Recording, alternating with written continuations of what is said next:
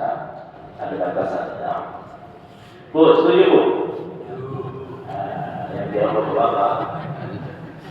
Nah, ada dalam kaidah usul fikih mengatakan ad-dafi' la yataqaddam 'ala al-madhkur.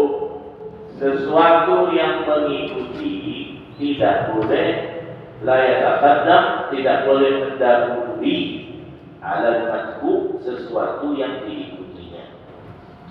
Jadi kaidah ini memunculkan peraturan bahwasanya posisi makmum tidak boleh lebih depan dibanding posisi imam, sudah diatur, ya kan?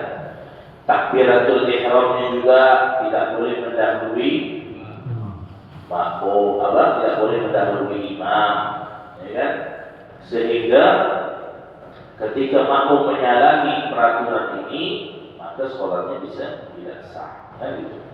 Nah, tapi kata ulama, meskipun imam di derajatnya tinggi, dia diikuti, ya kan, makmum wajib mengikuti.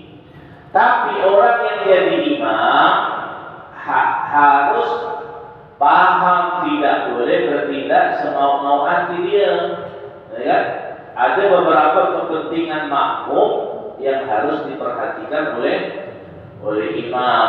Makanya nanti ada kesunahan bagi imam yang berkaitan dengan kemaslahatan atau kepentingan makmum. Di antaranya yang hadis yang akan kita bahas nih, nanti dua yang kita bahas. Yang pertama, kesunahan yang harus diperhatikan imam terhadap kepentingan makmum. Nanti yang akan kita sebutkan nanti dua. Yang pertama adalah masalah meringankan sholat.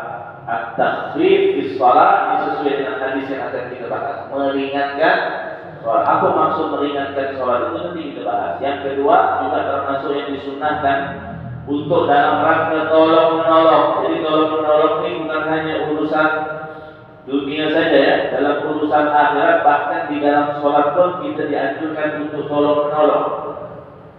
Seperti ibadah sholat, ya kan? Itu sholat sendiri, ya kan? Kemudian nanti ada orang yang baru datang, atau itu sholat berjamaah menjadi imam. Itu mendengar ada orang yang baru datang mau masuk ke masjid. Disitulah imam harus perhatikan ada kesunahan, namanya kesunahan intidharul imam lidafil. Imam disunahkan, dianjurkan menunggu makmum agar dia bisa masuk sholat bersamanya. Nunggunya nanti itu di dua tempat. Fil ruku', di saat ruku', sama fil tasyahudil akhir, di saat tasyahud akhir. Kenapa di ruku'? Karena biar dia dapat satu rakaat. Itu ruku' nih, imam nih, dengar ada orang baru masuk ke masjid. Nah, dalam rangka tolong menolong nih, yang ini dapat pahala juga tolong dia supaya dia dapat. Tapi tetap harus memenuhi syarat. Nanti ada syarat-syaratnya. Kalau tidak memenuhi syarat, tak boleh nunggu-nunggu, ya kan? Itu. Jadi ada syarat-syaratnya. Jadi kita tolong menolong itu di antara kepentingan imam yang harus diperhatikan. Jangan mentang-mentang imam wajib diikuti, sebenarnya tidak. Dia harus memperhatikan juga kepentingan seorang makmum. Nah, itu kebaikan yang dianjurkan sebagaimana firman Allah, wa ta'awanu 'alal birri wat taqwa. Saling tolong menolonglah dalam kebaikan dan jadi biar menolong orang lain supaya dia mendapatkan pahala berjamaah. Ya kan? Menunggu makmum yang datang mau gabung sholat berjamaah. Nah, cuma ada syarat-syarat yang harus dipenuhi. Itu sudah Islam belum?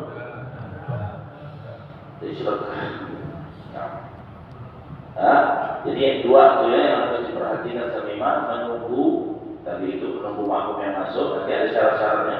Kemudian yang kedua, meringankan sholat. Takhfif sholat, meringankan di dalam sholat. Nanti juga ukuran-ukuran ringan juga akan kita bahas nanti insyaallah di minggu yang akan datang. Wallahu a'lam.